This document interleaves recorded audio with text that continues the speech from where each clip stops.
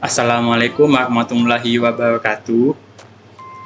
Selamat siang, rekan-rekan sekalian. Perkenalkan, kami dari kelompok yang mengutarakan Denny Satya Pratama, Muhajir Kelana Saputra, dan Kalawani Anugrah. Pada kesempatan ini, kami akan mempresentasikan rencana tugas akhir kami yang berjudul Prediksi Churn E-commerce menggunakan algoritma decision tree berdasarkan perilaku transaksi.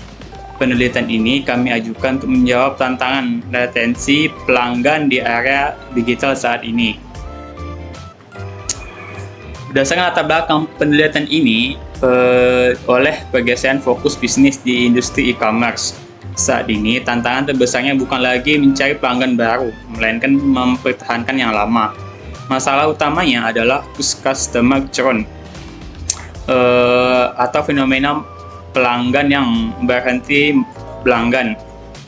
Mengapa ini krusial? Berdasarkan data, biaya untuk mengakuisisi pelanggan baru ini ternyata 5 hingga 25 kali lipat lebih mahal dibandingkan menjaga pelanggan yang lama. Oleh karena itu, kami menawarkan solusi berupa sistem prediksi otomatis menggunakan teknik data mining.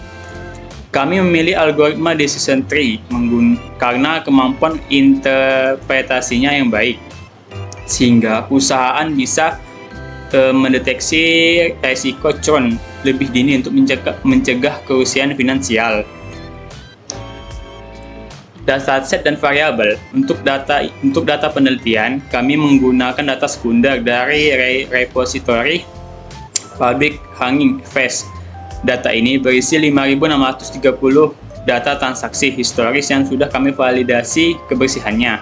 Variabel dalam penelitian ini kami bagi menjadi dua. Pertama, variabel target Y adalah label churn yang bernilaikan 1 jika keluar dan 0 jika bertahan. Yang kedua adalah variabel fitur X, terdiri dari 3 dimensi utama, yaitu demografi seperti kota dan gender, perilaku transaksi seperti tenor lama langganan dan jarak gudang. 3. Kepuasan, yaitu skor kepuasan dan jumlah komplain. Data inilah yang akan menjadi bahan bakar utama model prediksi kami. Selanjutnya, mengenai metodologi penelitian akan dijelaskan oleh rekan saya Kalawani. Thank you, Randy. Di sini saya akan masuk ke teknis pengerjaan. Metodologi penelitian kami mengikuti standar alur knowledge discovery in database yang disingkat menjadi KDD, yang terdiri dari 4 tahapan utama. Yang pertama yaitu pengumpulan data, di mana kami mengunduh dan memverifikasi dataset CSV.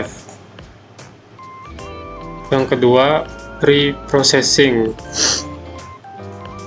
yang dimana ini tahap yang paling krusial. Kami melakukan encoding untuk mengubah data teks menjadi angka dan splitting data dengan rasio 80% untuk melatih model dan 20% untuk pengujiannya. Yang ketiga, modeling. Kami menggunakan algoritma decision tree C4,5 untuk membentuk pohon keputusan. Dan terakhir, evaluasi, yaitu untuk mengukur seberapa akurat model tersebut bekerja. Selanjutnya, mengenai populasi dan sampel. Di sini kami menerapkan teknik total sampling atau yang disebut sensus. Artinya kami menggunakan seluruh 5.630 data yang ada sebagai sampel dan tanpa adanya pengurangan. Mengapa kami tidak memakai rumus Slovin? Ada 3 alasan metodologisnya. Yang pertama, kualitas data kami sangat bersih atau disebut clean dataset dengan 0 missing value. Yang kedua, Dalam machine learning, algoritma membutuhkan variasi data yang maksimal untuk mempelajari pola. Semakin banyak data, modelnya semakin pintar. Yang ketiga, reduksi data justru berpotensi membuang informasi pola churn yang langka namun penting. Selanjutnya, untuk hasil analisis awal dan hipotesis akan dijelaskan oleh rekan saya Muajir. Oke, terima kasih Kaloni untuk gilirannya. Sekarang saya akan menjelaskan di bagian hipotesis analisis awal. Nah, ini dia.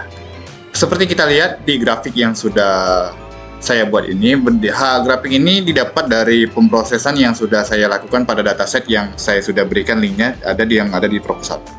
Dari analisis hipotesis awal ini ditunjuk bahwa terdapat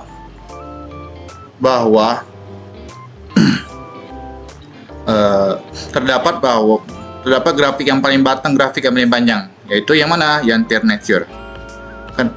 Maka dapat kita tarik kesimpulan, hipotesis alternatif atau H kami diterima, yaitu lama berlangganannya adalah tenator. Lama berlangganan tenator adalah faktor yang paling dominan dalam mempengaruhi churn, atau bahasanya orang yang mau kabur dari atau udah ndak langganan lagi, atau bahasanya udah ndak mau lagi belanja di situ berdasarkan data analisis ini.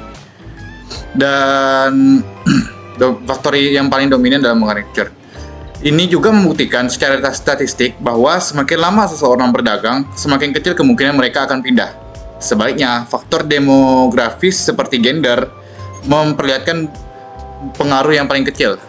Jadi berdasarkan dataset ini, faktor dari gender dari seseorang itu kecil sekali faktornya untuk mempengaruhi orang itu lari atau tidak. Bahasanya itu mungkin orang yang perempuan atau laki-laki yang sering berbelanja, berdasarkan dataset ini dia tidak terlalu pengaruhi kalau laki-laki dan perempuannya. Lebih pengaruhnya nih di datanya di tenator, atau bahasanya itu lama berlangganan. Ya, masanya masih tahan lah. Oke, lanjut kita ke rencana evaluasi. Untuk mengatur, ditunjuk pada confusion matrix di layar. Untuk mengatur keberhasilan penelitian nanti, kami tidak hanya melihat angka akurasi yang saat ini sudah kita lihat di sini sudah mencapai 97% pada uji awal. Fokus utama kami adalah pada metrik recall. Mengapa recall? Karena dalam bisnis jauh lebih fatal jika kita gagal mendeteksi pelanggan yang mau kabur. Dengan nilai recall yang tinggi, sistem kami diharapkan mampu untuk menangkap sebanyak mungkin pelanggan yang beresiko agar perusahaan tidak segera melakukan tindakan pencegahan. Oke, untuk yang terakhir, sebagai kesimpulan dari proposal dari perancangan kami ini sudah siap secara metodologi dan data. Kami optimis dengan model sistem yang sudah kami bangun ini dapat memberi kontribusi nyata bagi sistem retensi pelanggan e-commerce berdasarkan dataset yang sudah kami olah. Sekian dari presentasi kami, saya akhiri. Sekian dari presentasi kelompok kami. Terima kasih atas perhatiannya Bapak Ibu. Saya akhiri. Assalamualaikum warahmatullahi wabarakatuh.